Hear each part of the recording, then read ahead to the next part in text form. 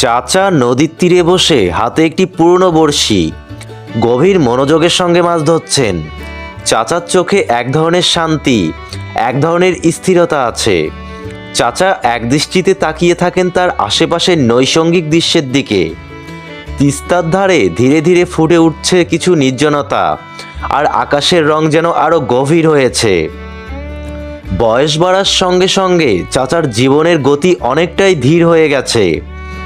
শৈশবের উদ্দাম দৌড়ঝাঁপ এখন আর তার জীবনে নেই, বরং সন্ধ্যা রাতে নদীর শান্ত স্রোতের শব্দ, পাখির ডাক আর একটু ধীর গতিতে চলা তার ভালো লাগে। জীবনের চাপে যখন সব কিছু তাড়াহুড়ো হয়ে যায়, তখন এমন এক মুহূর্তে বসে থাকা তাকে কিছুটা প্রাপ্তির অনুভূতি দেয়। শহরের দ্রুত গতির মধ্যে হারিয়ে যাওয়া অনেকেই হয়তো এই ধীরতাকে অবহেলা করে, তবে চাচা জানেন জীবনের কিছু